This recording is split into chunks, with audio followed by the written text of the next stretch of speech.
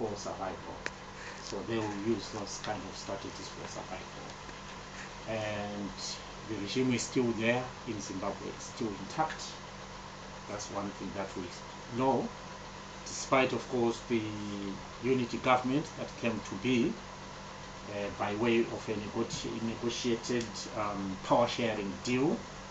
What we know, though, and what we are very clear about, is that Robert Mugabe is still in charge of Zimbabwe. It's Robert Mugabe and his ZANU-PF lieutenants who are still in charge. Personally, I don't believe in the view that the power sharing deal is the only way out or the only alternative out of this quagmire. I did give my advice to people in 2008 when Morgan Tsvangirai had won the election, when the MDC had won the election outright, that look here guys, there is no need, there is no scope for a negotiated settlement that leaves Mugabe in charge. There is no scope for that. Otherwise, it will be a slap in the face of all those mothers, fathers, those who had braved the very crude conditions that were obtaining in Zimbabwe then in order to cast their vote. They expressed their will against odds. They voted when all odds were stacked against them. They did all they could to win an election and free Zimbabwe. But all that was given away by way of this power sharing arrangement. And therefore, I view it as a temporary truce, as a temporary ceasefire between the warring parties, who are ZANU-PF and, of course, Morgan Tsvangirai.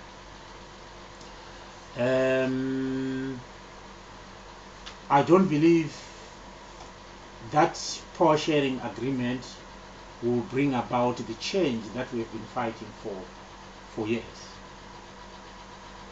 I don't believe that it is the way forward for Zimbabwe. I can give an example of is it Sierra Leone, where you had a power sharing agreement after the civil war.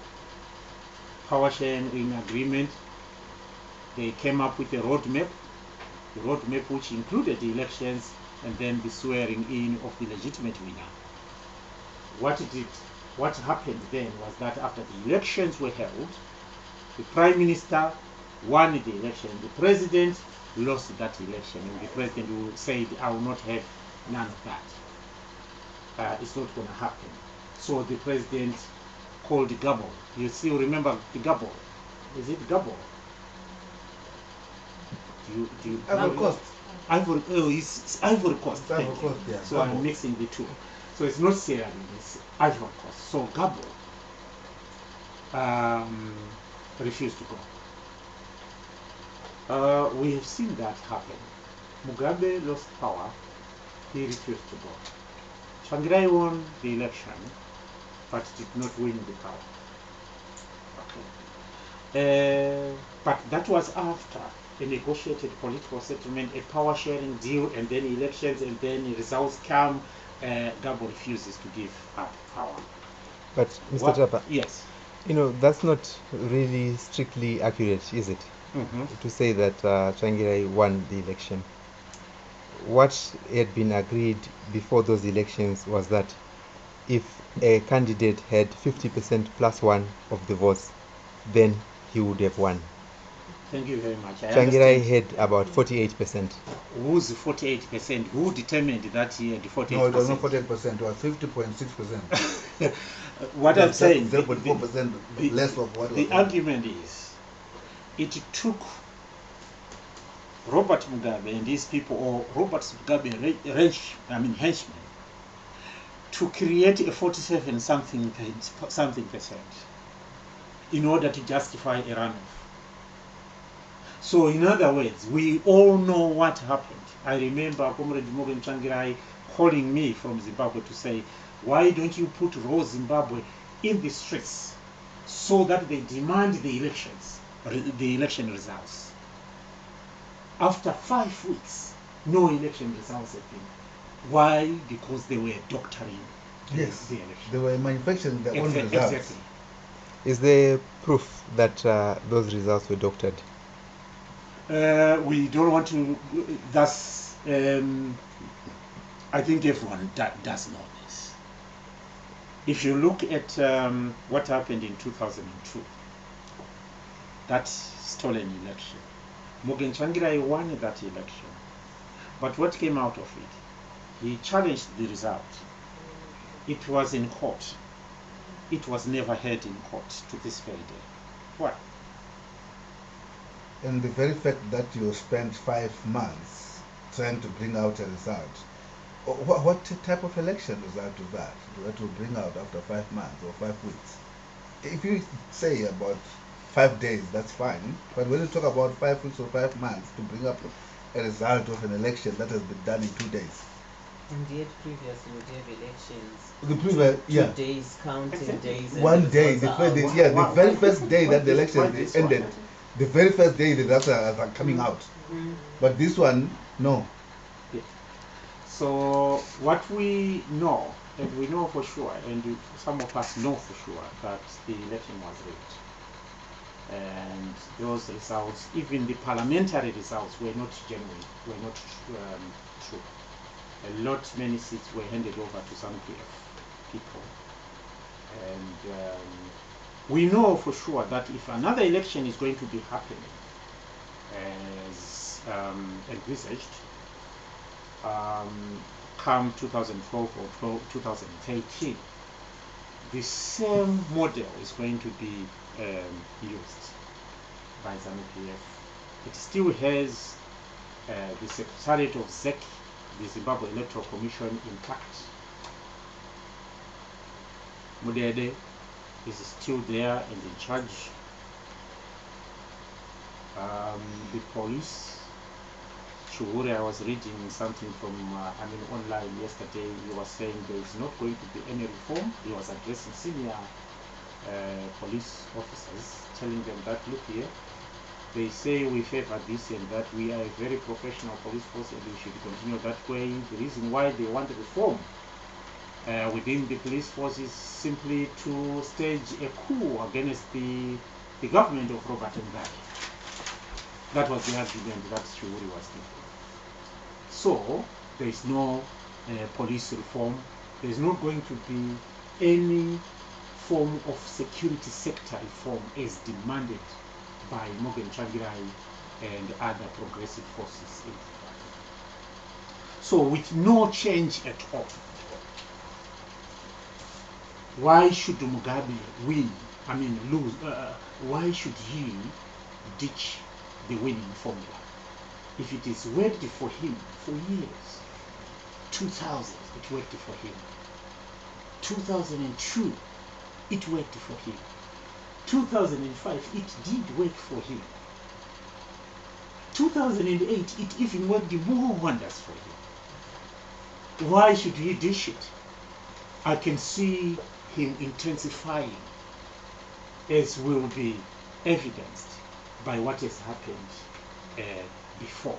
In 2000, the violence that was in 2002 or 2000 parliamentary elections was less in intensity and magnitude when compared to that which happened in 2002 presidential elections. And then you move over as you go by up to 2008 elections, you see the worst violence ever. electoral violence ever in Zimbabwe. And the rigging is even open. I spoke about my abduction and the time that I spent in Motoko. I saw what was happening there, and that was during the presidential election. There were no election monitors for the MDC or any other party. There were no observers in that constituency. Children from the age of, grade 7 children were voting. And every headman or sub would have to head his people to the polling station. And they would queue behind the headman or the sub. Sorry, what was that? I missed that. Headman, when you say subbook, it's not talking about another word, which is not English. Crowhead or something like that. Is it? No, I missed the whole statement. Sorry, what was that last bit? Can someone help me? Every Because headman had to lead his people. in the area that I was. Okay. So the people would stand behind their headman or crowhead. And then he would say, so and so, you go in, and then you vote and you show your headman or crowhead before you drop it. Yes, that was happening.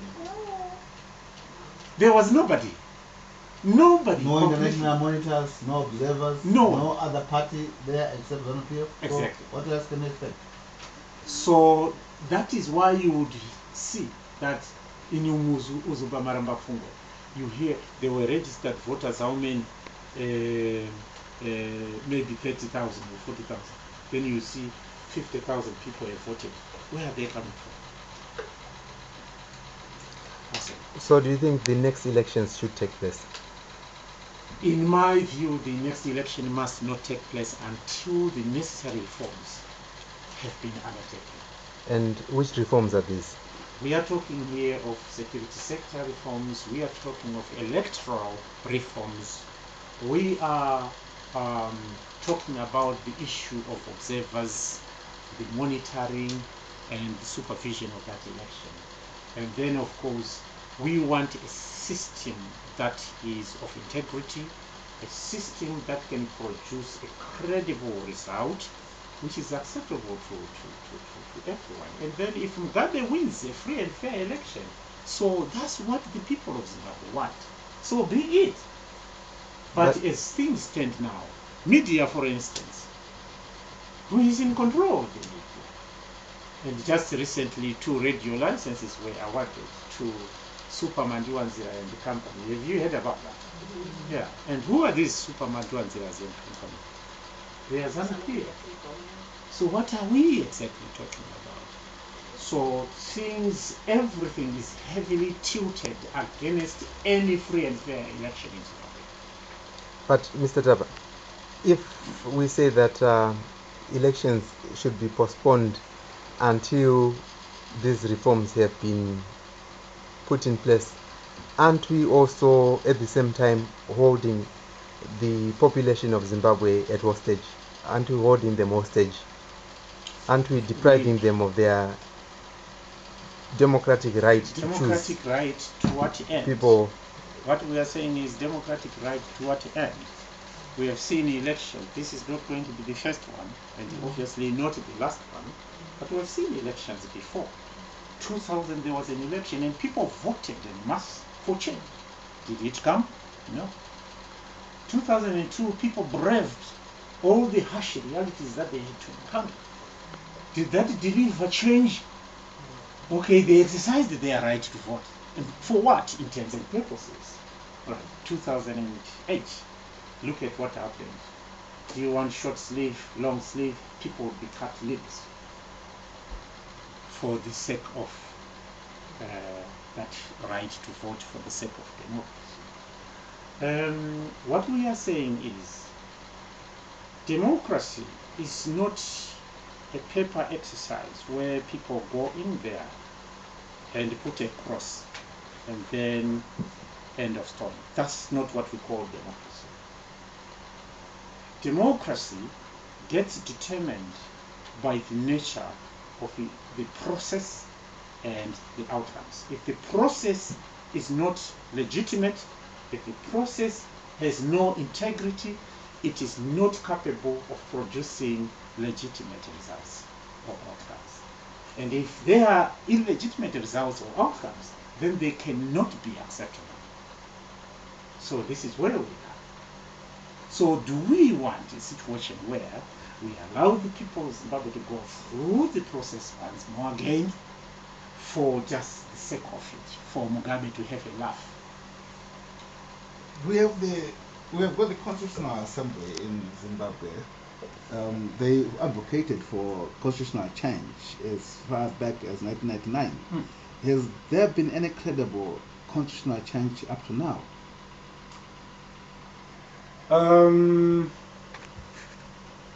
The constitutional change, credible, has not happened.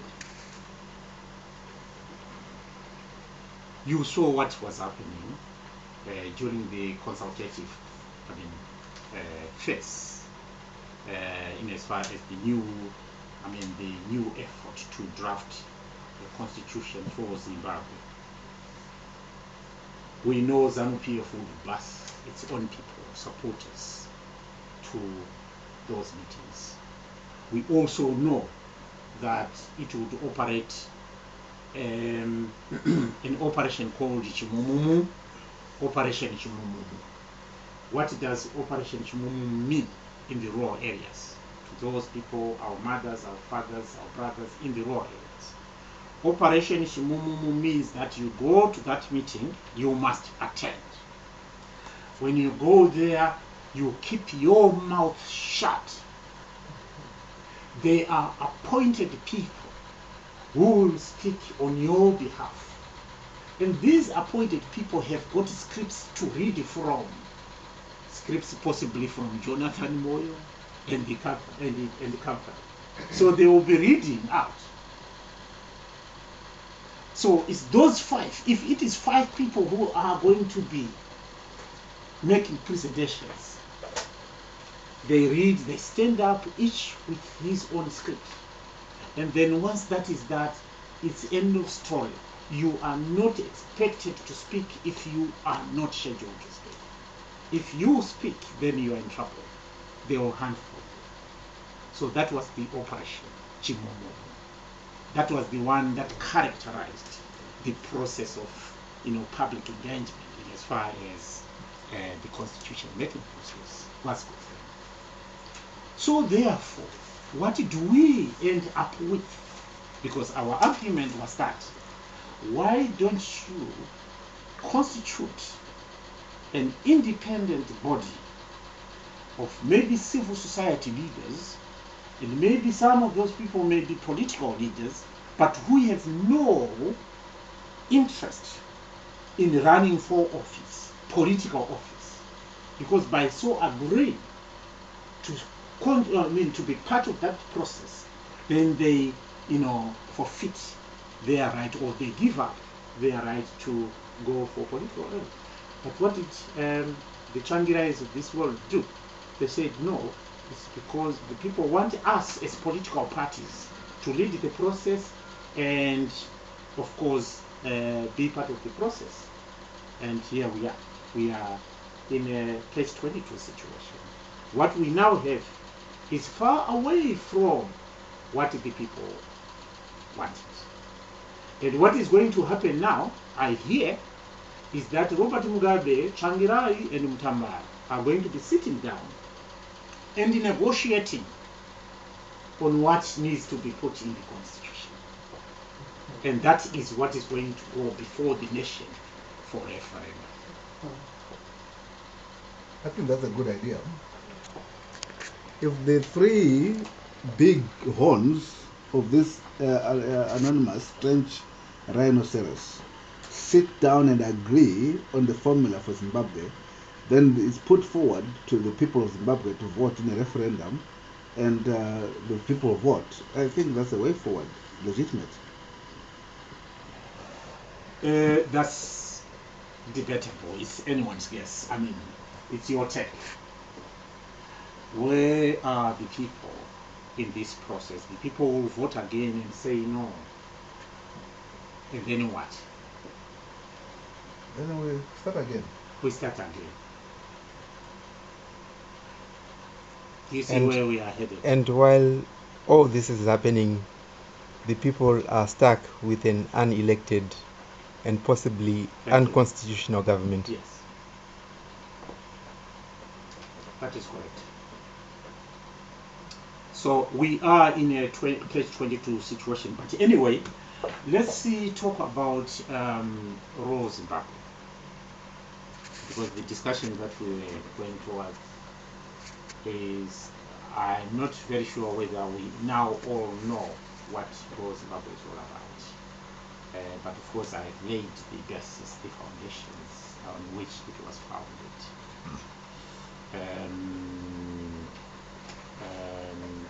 But maybe to conclude this debate, which is kind of open, which I think after that we may stop the recordings.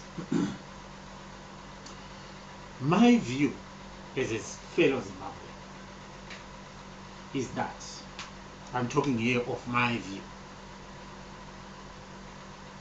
is that the blame game, in as far as Zimbabwe is concerned, must come to an end. Gone are the days when we should continue to rely on Morgan Tsvangirai, Mugabe, and Mutambara to deliver. We have given them, they've now been in office for 3 years now. Of the things that they did agree on, I've got the documents here. If we had time, we would have had to go through it, and you would have found that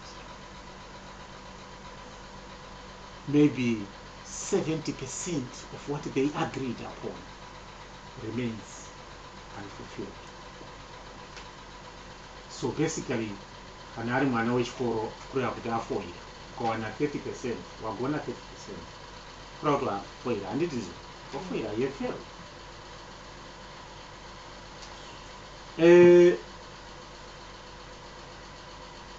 They were, I wouldn't see how they were going to pass or to be successful, given the fact that the unity government itself, or say we start with the agreement, once it had been agreed, was it put before the nation for referendum to find out whether the people of Zimbabwe do agree with this kind of creation or not? Because it was not a thing, an agreement that was going to affect 3 principles on their own. It was something that would affect every Zimbabwean. So was it put before the nation for a referendum?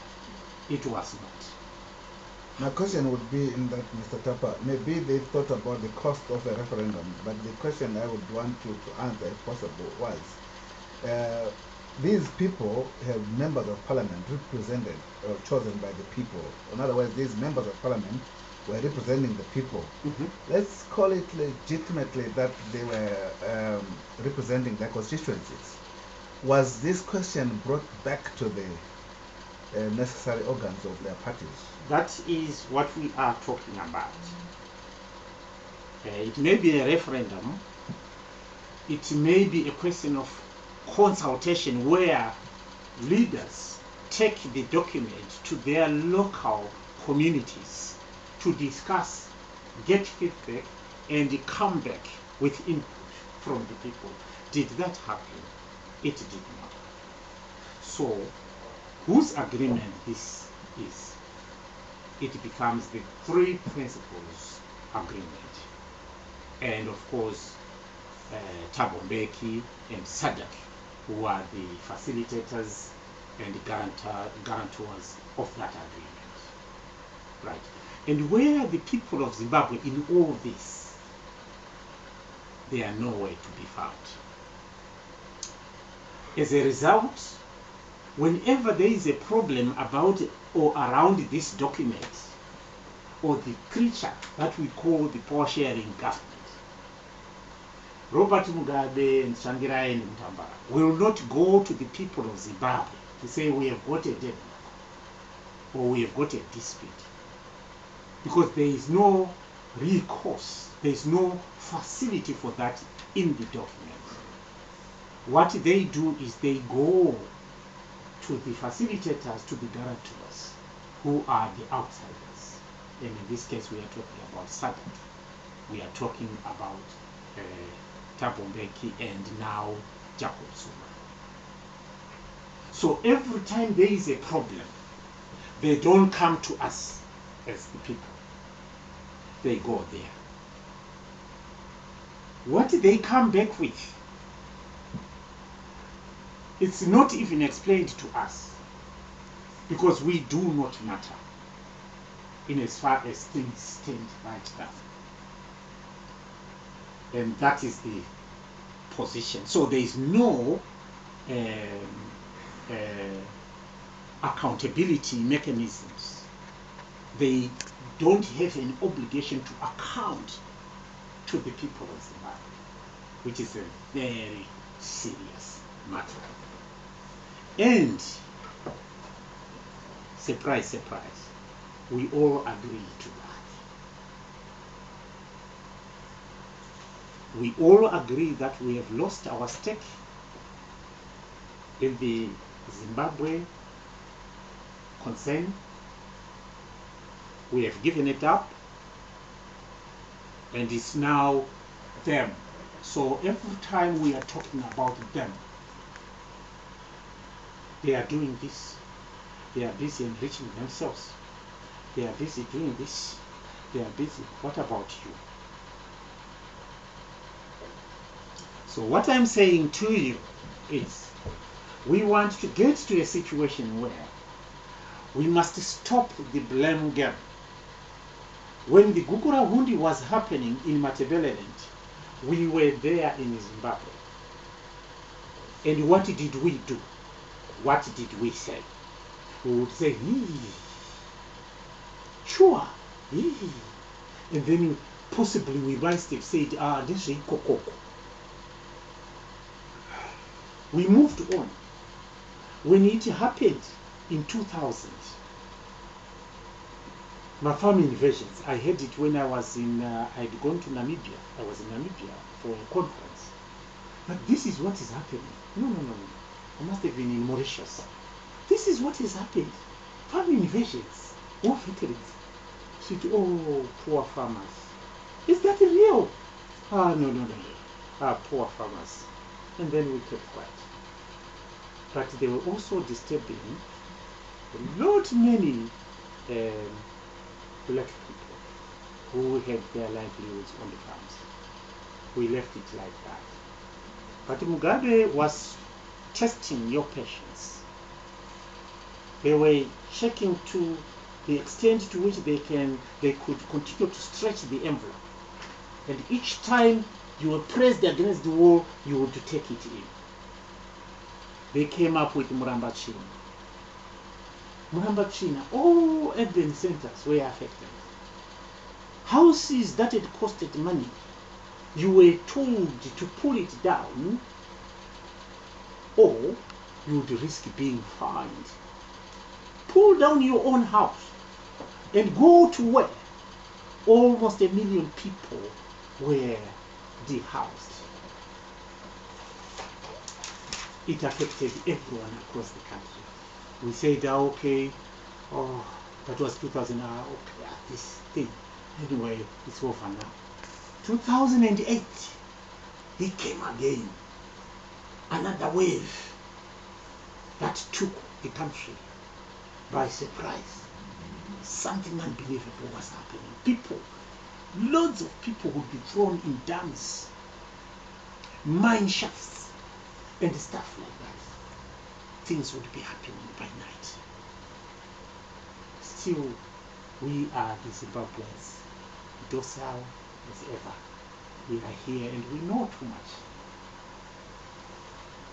We know too much, we are okay. As long as it is okay for me, then it's all right. But I'm telling you, if something does feed, if we have got a creature here that feeds on blood, and it has killed that one and that one and that one and that one, and now you and me, the three of us are the ones that are left, what is going to happen is someone amongst the three of us is next. And after that next, then there will be the next. And then there will be the last.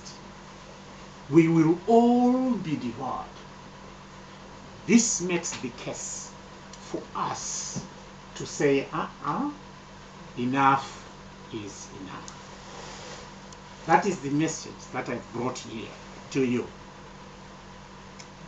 That is why I tried to make this effort to come here and have a discussion with you, to tell you that, look here guys, as Zimbabweans, there must come a time when we should say, not anymore.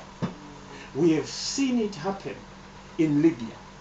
We have seen it happen in Tunisia. We have seen things happening even in Egypt. We are seeing things happening even in strong Syria. Things are happening. And in Malawi, I was talking to someone, a PhD student who is a Malawian yesterday. She said, we are almost there. We will be toppling Mutarika. He's gone.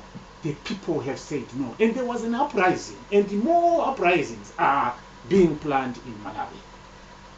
Look at neighboring Zambia. For the first time, they've got a white Zambian who is their vice president. Banda, no, not Banda. Who is this one? Sata, who used to be a railway cleaner. Underground cleaner at the Victoria Tube Station. Is now the president of Zambia. Things are changing. But what is happening with Zimbabwe? Where are we? The international community has said the brightest brains, the Zimbabwe, the Liberate Zimbabwe, is in the diaspora. And this is the diaspora that I'm talking to today. What we are basically saying is,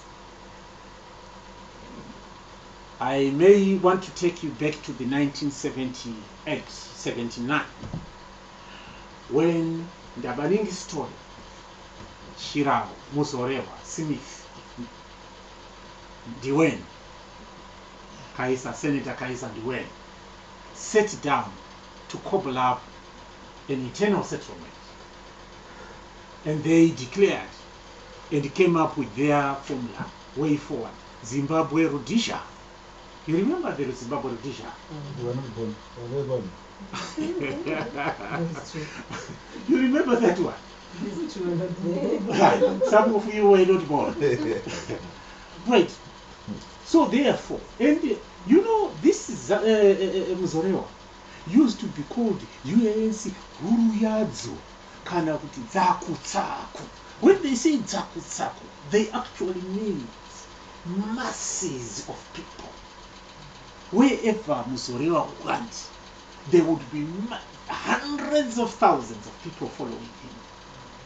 Dzaku Tsaku. But those who were in diaspora at that particular time, I'm talking here of Joshua Nkomo, I'm talking here of Robert Mugabe, Magama Tongogara, and others. They said no to that internal settlement. It's rubbish. And they said Aluta continue. Right. And for sure, they pressed on and pressed on and pressed on until the diasporans did overthrow the internal settlement to come up with a genuine stuff that was for people, which they later abused. But I'm talking of that process. At that time, there were less than 200,000 people living in the diaspora. I'm talking about Zimbabweans in total. Less than 200,000 Zimbabweans were living in the diaspora. And those are the ones who said, Aluta continua until freedom comes. Today, we are talking of 4 million Zimbabweans living in the diaspora. What a potential, what a difference. I believe we've got a far much more capability, potential to bring about an end to this than those of yesterday. I've said the blame game must stop. Let's now begin by challenging ourselves. I challenge myself that I am a Zimbabwean. What am I doing for my beloved country? Am I happy with what is going on home? I challenge myself. I challenge my brother next door. I challenge my sister next door. And that kind of stuff. We bring our minds together. I'm saying, Zimbabwe, we can do it. The blame game must be cast away. We reach a stage where we take responsibility for our country. We must take and accept responsibility that we could have done something to avert this crisis or getting to where we are today by taking certain proactive steps to stop this. It would not pay for us to be bystanders. By being a bystander, you are guilty, equally guilty as just as the same like the perpetrator. So here we are, Zimbabweans. That is why we need the Raw Zimbabwe to be in place. Human rights campaigners to be in place. People talking to other people to come up with ideas, to come up with ways, mobilizing stuff, resources, energies, sharpening their vision. We want to raise champions, raise the visionaries for Zimbabwe. Barack Obama, a black man, said I will be the next the 44th, is it 44th or 45th president of the United States of America. And when I first saw his picture, said this guy is running for president, America. I said, hey. And then I looked at the name, Barack Obama. What is that? Barack Obama in America, not Smith, not Clinton, not Bush. Barack Obama. And then later I learned that he was also Barack Hussein Obama. Hussein. When Saddam Hussein had just been, held, someone says, I'm Barack Hussein Obama. I want to rule over America. That was in America that knew it when they were campaigning. Then I saw it on television. I said, hey, tell me, what is that young boy trying to say? Then my nephew there said, oh, don't joke with that, don't try to underrate that boy. That man is fire. Just listen to what he says. Just stand still there, listen to what, oh my God. I had never heard a speech like that in all my life. Never. Never had anyone speak like that. I said, wow. I think he's 16. I'm telling you, one person can change the world. One person. If you look at that lady in America, what was her name? This lady, black lady, who one day, it's like every time you will be seated in a train or bus, whatever it was, someone walks in, sees a black person sitting on a seat. It's like empty. You don't see the person in there sitting on that seat. You see an empty seat as long as it is a black person sitting there. So the white man will walk direct to that empty seat and expect you by law to stand up to give way. And this day, this lady is now fed up. She just says, no, I'm not going to do it. This one comes, the white person. Please stand. What for? Why? You are a human being just like me. And it sparked off, it touched off a huge civil rights movement, which was then to be led by the likes of Martin Luther King and all those kind of stuff. That woman, Was that Rosa Parks? Rosa Parks. Go research on internet. Read more about those, some of those people. Look at Teresa, Mother Teresa. She just devoted herself and say, I will do this.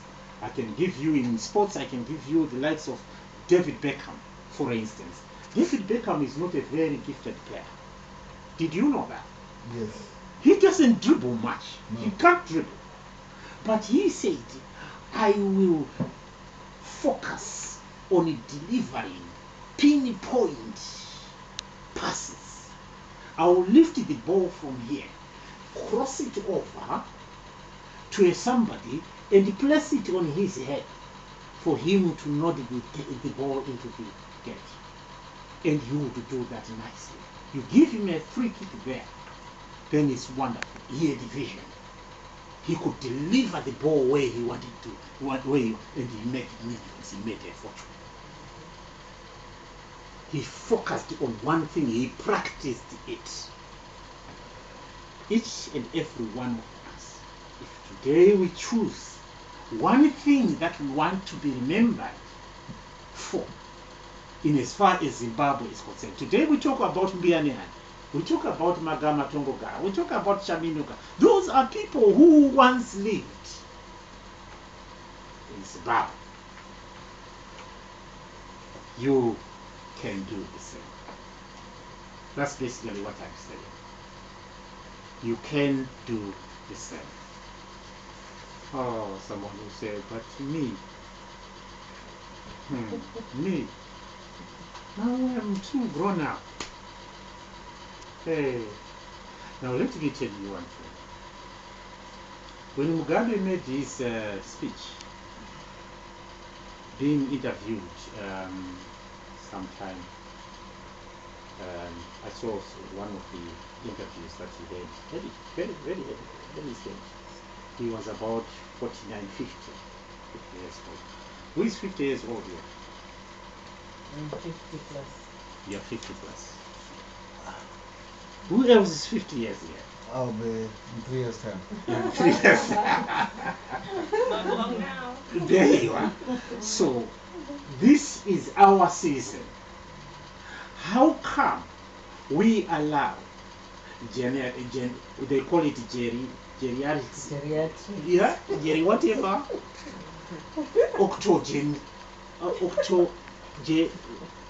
You, the lawyer, come on, tell us. Finish this one for me. Someone who is in his 80s. Octogenarian. Yes, Something like that. yeah, Yes. These are Vana Sekuru Nana Mbuya. The fathers and the mothers must be the ones who are running things. My question is that, we were hoping on Tsvangirai because of the masses, the workers that he was leading previously, and the workers being behind you, it would be the power of the workers forging you ahead. Because we had seen the Mbuchena, we had seen Edgar Tekere, we had seen Joshua Nkomo, all of them falling to pieces. But then Tsvangirai was our power, our hope. Now with this agreement, with this settlement they have reached, well, when I heard about it, initially I thought he had sold out. Those were my first reactions. Then other reaction that came about was, well, maybe it is for stability so that the country at least goes forward. Because in 2008, the country was in a quagmire. It was a stagnant and nobody knew where it was going. You couldn't talk about inflation now. You couldn't add any figures to what the inflation was. And that was no life. So with the CIO in place, as you said, the police are still intact, the army is still being led by the people that were leading it.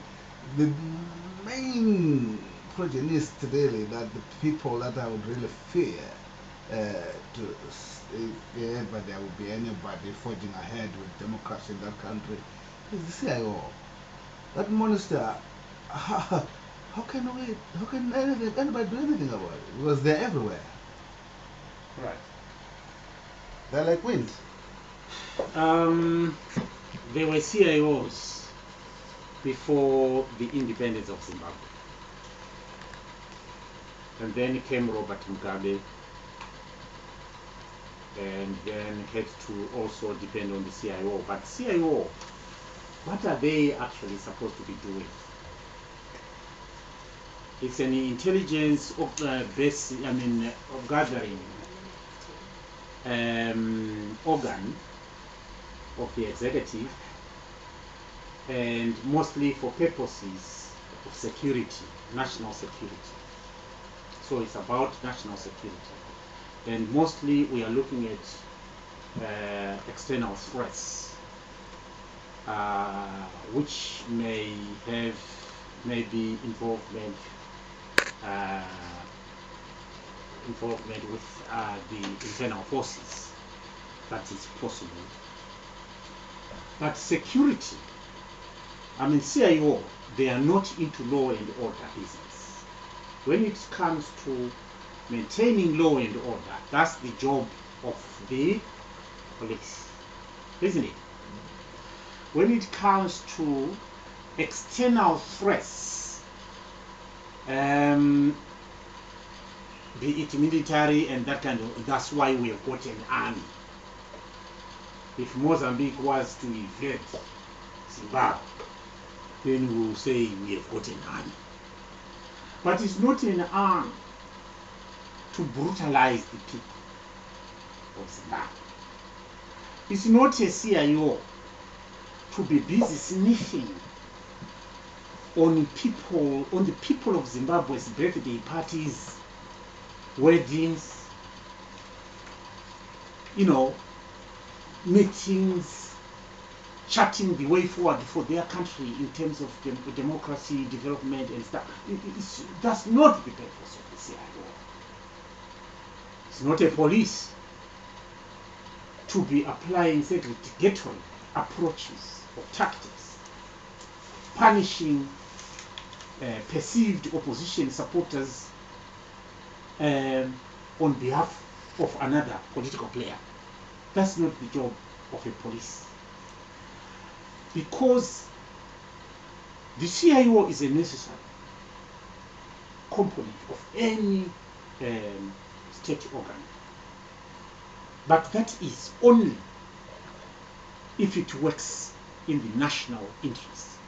And when we are talking about national interest here, we are not talking about the interests of the leadership. Sovereignty of Zimbabwe resides within the people.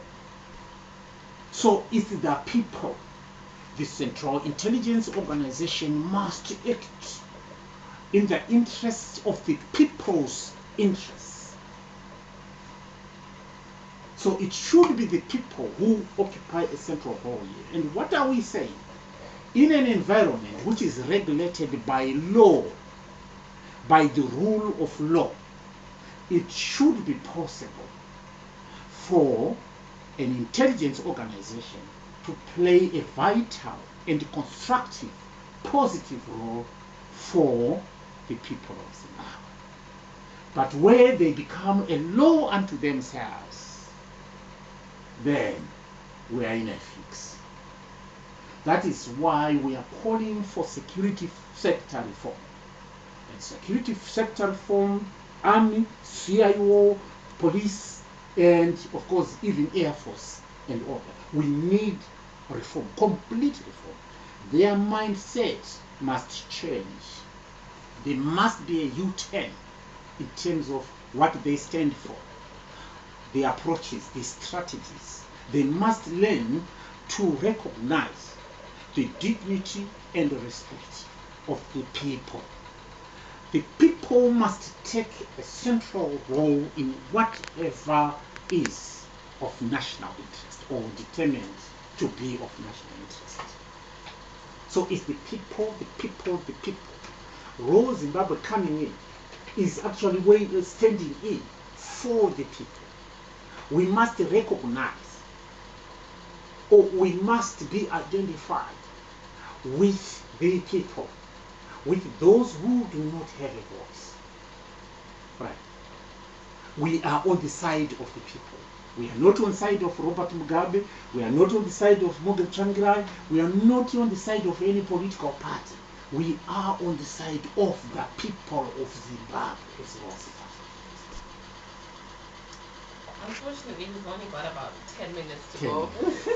So here we are. We now need to, so we conclude this debate by saying we need the sons and daughters of Zimbabwe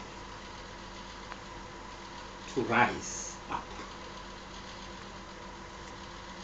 as we did, or as was done by those before us during the pre-independence days, and then as we did in the, during the liberation struggle, the 70s struggle.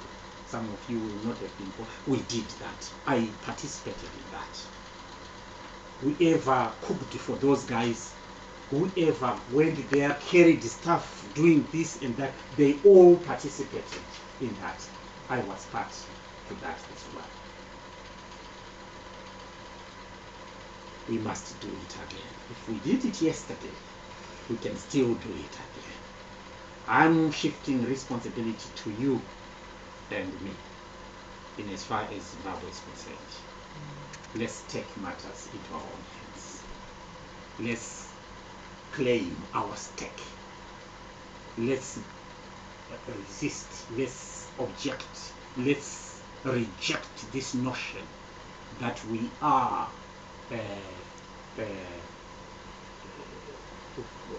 we can be overlooked.